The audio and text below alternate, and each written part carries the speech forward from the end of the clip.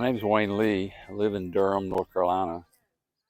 And I guess about 2.5 years ago, I was asked if I could come out to this site and try to locate some Civil War soldiers that they think had been buried out here. And so about 2.5 years ago, I came out. First year, I think I found 12. I was out here a few hours. My family was waiting. I didn't have time to stay longer. They said, well, we think there are more. And I said, well, I'll come back. So a year later, I came back. I think I found 21 more. So I'm out here today because they had a group of researchers going to be here to try to confirm what I had told them about the 32 soldiers that are buried out here. But as it is, it's too wet today, so they're not going to be able to do their work. But I have relocated the soldiers again, and just want to say that I use divining rods to do this work. I'm a dowser. I learned how to do this about 5 years ago. Knew nothing about it. Had a cousin that introduced me to dowsing and divining rods, and he actually knew nothing about it. All he knew was someone said, if you take these rods and you walk over a grave, they'll cross over, and that's where someone's buried. And so he handed them to me and said, here, try it. Well, I tried it, and it worked the first time. It's not 100% because I'm the middleman.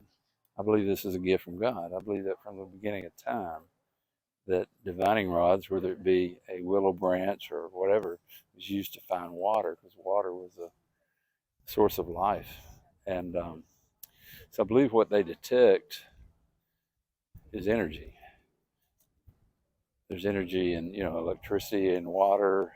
They're used to find minerals, and you can find graves, which most people don't realize, but you can.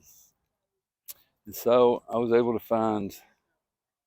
Well, I had been looking for my great great great grandfather's family cemetery in Foxwood, Mississippi. I'd looked for it along with my brother and cousin for about 3 years. So one day, using the divining rods, I found it. And so we cleared that cemetery. What had been written about as being a small family cemetery, only with possibly 12 to 15 burials there, it ended up being probably 100 graves there. And we,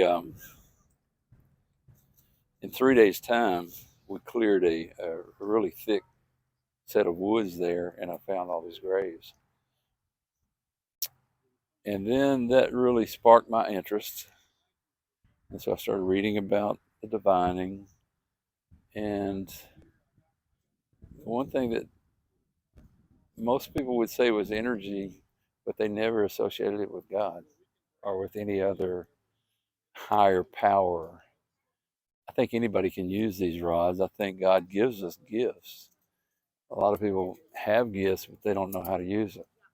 And so through the last 5 years, I prayed about it. I said, God, if I'm going to do this, I want to help people. I don't charge anything for what I do. And I want to be good at it. That doesn't mean I don't make mistakes because I have to focus and I have to really pay attention and I have to not draw too much attention to myself. If I start showboating, it stops working. Um, I have had that happen. I've had a friend that believed, but he asked me to show him this and show him that. After about 15 things, I think God said, okay, that's enough. Stop working that day. And so I have to not put myself in it. I have to just listen. And if I start putting my mind in it and I start anticipating that I'm going to find something in a certain area, then I've learned to go the opposite direction and wait for God to guide me. Well, I leave here and I'm going to Jackson, Mississippi, where I located my grandfather next to a hospital there. This is a project that I've just been involved with for the last few years, but they have found over from 7 to 11,000 bodies buried outside the hospital there, one of the hospitals in Jackson, Mississippi. And so they back in November they started doing a archaeological dig there, and their plans are over the next 10 years they're going to move these bodies. The land is really expensive there, or worth a lot, and so there's a plan to move them into a lab slash mausoleum. And so I'm going down to work with them and work on that. Then from there, I'm going back down to Foxworth, where I found my ancestral cemetery. I go about once a year and help clean it up. But back at home in Durham, about 3 months ago, um, I'm a hairstylist, and my clients will bring me articles, and they'll say, "Well, you need to check this out." And so, about 3 months ago, there was an article in the news about a lady that was a dowser in Dunn, North Carolina, and she and a small group had been working on this black cemetery for 18 years. When they first started, they thought there was about 60 headstones in the woods, and so they started clearing, and then it became 600, and then it became 1,000. And so I've been helping her for the last 3 months, and in the last 3 months, I found another 1,120 graves, and there's still more, right out where they were looking, and they still have another. It's a 4-acre tract, and they still have another 3/4 of an acre that they're still clearing. And so, about every other week, I go over there and work a little bit. And then 3 weeks ago, more of my clients showed me some newspaper articles, and they said, in Durham, there was a plantation right on the north side of Durham called Hardscrabble, and they supposedly had over 100 slaves. And the owner he was subdividing the lots and things, and he said that his surveyor had found that there was a slave cemetery there. And so the owner decided that he would donate 3/4 of an acre where the slave cemetery is to this indigenous group. And the indigenous group is run by a district court judge named Beverly Scarlett. She's part Indian, part African American, and their people have lived right on the Eno River, which is right beside this, where this slave cemetery is.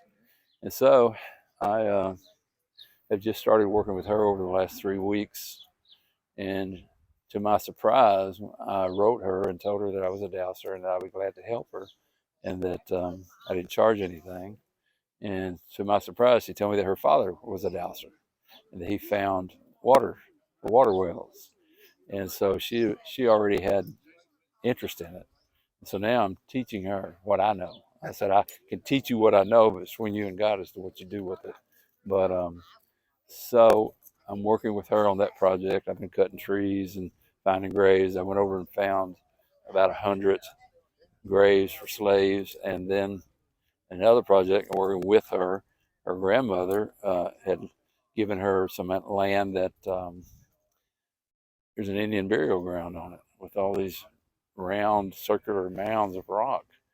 And so I started going over there and trying to pinpoint if there are people actually buried there, and there are. So I don't really know anything about that yet, but that's one of the projects I'm working on right now.